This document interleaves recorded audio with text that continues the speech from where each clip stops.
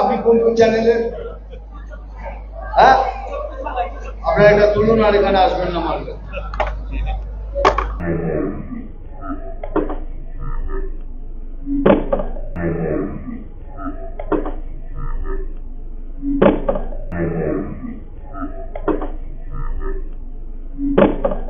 এই লোকটার নাম নিলে আমার না, এটা একটা পচা নর্দমা। এই পচা নর্দমার সাথে আমায় কম্পেয়ার করবেন। যান আপনি চলে যান, মিঠুন চক্রবর্তীর এই অসভ্যতা মতে আপনার চ্যানেল সম্পর্কে বাংলার মানুষ আরো জানতে পারলো। আপনারা এইভাবেই সত্যনিষ্ঠার সাথে সংবাদ পরিবেশন করে যান, বাংলার মানুষ নিশ্চিতভাবে আপনাদের পাশে থাকবে। পরবর্তীকালকে সাংবাদিকের বুম তুলে ফেলে দিল, আমাদের 24 আওয়ার্স টিভি চ্যানেলের বুম তিনি হাতে করে তুলে ফেলে দিলেন। কি বলবেন এই বিষয়ে? নতুন করে বললো কিছু নেই। দেখুন, মিঠুন চক্রবর্তী, অভিনেতা মিঠুন চক্রবর্তী নিশ্চিতভাবে বাঙালির গর্ব, আমারও গর্ব, আপনারও গর্ব। অভিনেতা মিঠুন চক্রবর্তী, সেটা মৃগয়া থেকে শুরু করে সন্তান হোক বা প্রজাপতি হোক, বাংলার মানুষ তাকে নিশ্চিতভাবে পছন্দ করে তার অভিনয় সত্তাকে। কিন্তু মিঠুন চক্রবর্তী যখন রাজনীতিক মিঠুন চক্রবর্তী হন, আমার তো মিঠুন চক্রবর্তীকে দেখলে জানতে ইচ্ছা করে মিঠুন তো আর কোন দল বাকি আছে। একসময় নাকি আগুন খেয়ে কোন নকশাল ছিলেন, তারপর সুভাষ চক্রবর্তীর ল্যাজ ধরে সিপিএম হলেন, মাঝখানে প্রণববাবুর সাথে ঘুরু ঘুরু করতে করতে কংগ্রেসের সাথেও দিব্যি ছোঁয়া রেখে চলে যেতেন। তৃণমূল ক্ষমতায় আসার পর মমতাদির মঞ্চে উঠে মমতাদির সাথে ভালো সম্পর্ক করে তৃণমূল কংগ্রেসের টিকিটে রাজ্যসভার সাংসদ হলেন। এখন বিজেপি গেছেন, আগামী দিন নওশাদ সিদ্দিকী আর এসইউসিআই বোধহয় বাকি আছে মিঠুন চক্রবর্তীর দল করার জন্য।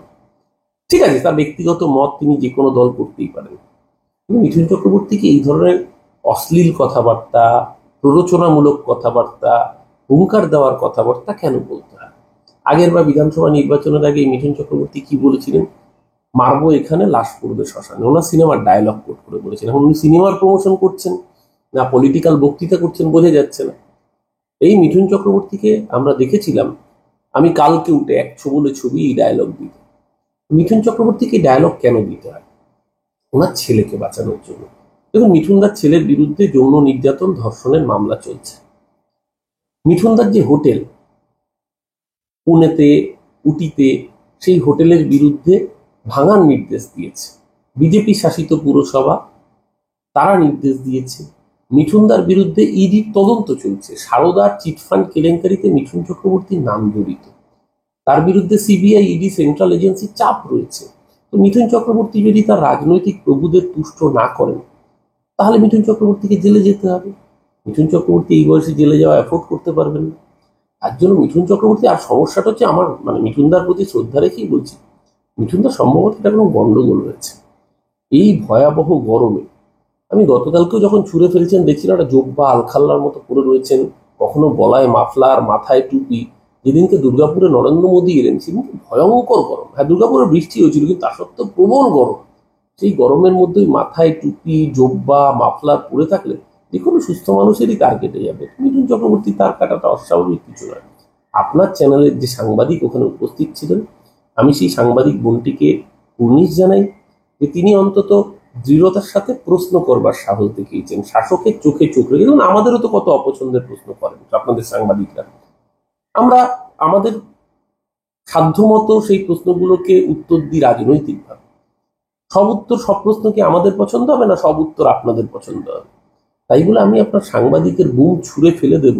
আমি দেখলাম গতকাল 24 আওয়ার্স টিভি, আপনাদের চ্যানেল, তার বুমটা ছুঁড়ে ফেলে দিলেন। মিঠুন চক্রবর্তীর এই অসভ্যতা মতে আপনার চ্যানেল সম্পর্কে বাংলার মানুষ আরো জানতে পারলো। আপনারা এইভাবেই সত্যনিষ্ঠার সাথে সংবাদ পরিবেশন করে যান, বাংলার মানুষ নিশ্চিতভাবে আপনাদের পাশে থাকবে। আপনার কি মনে হয় যে এইভাবে তিনি ছুড়ে ফেলে দিলেন, সংবাদ মাধ্যমে চতুর্থ স্তম্ভকে আঘাত করলেন?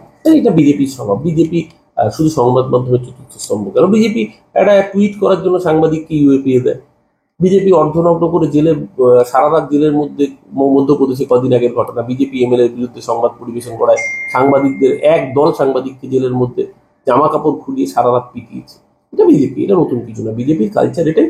আপনাদেরকে শুধু বলবো যে আপনারা যারা অনেক ইউটিউব পোর্টাল, আমি আপনার কথা বলেই বলছি না, প্রচুর ইউটিউব পোর্টাল যারা বিজেপির গুণগান গাইছেন, তারা বিজেপি আসলে কি গতকালকের ঘটনা থেকে শিক্ষা নিন। আজকে 24 আওয়ার্স টিভির বুম ছুড়ে ফেলেছে মানে আগামী দিন যে আপনার বুমটাও নিশ্চিত নিরাপদ থাকবে, এটার কিন্তু গ্যারান্টি কেউ দিচ্ছে না। কারণ বিজেপির স্বভাবই এটা বিজেপির নেচারই এটা। মিঠুন চক্রবর্তী বিজেপি হয়ে ওঠার প্রসেসে রয়েছেন, চেষ্টা করছেন, তার জন্য সেই অসভ্যতাগুলোকে তিনি আঁকড়ে ধরেছেন। এই অহংকার এটাকে কিভাবে দেখেন? মিঠুনদার অহংকার নতুন করে বলার কিছু নেই। আমি আবার বলছি, ব্যক্তি মিঠুন চক্রবর্তী, অভিনেতা মিঠুন চক্রবর্তীকে আমি শ্রদ্ধা করি, কিন্তু রাজনীতিবিদ মিঠুন চক্রবর্তীকে এগুলো করতে হবে তার ছেলেকে বাঁচাতে, নিজের ব্যবসা বাঁচাতে।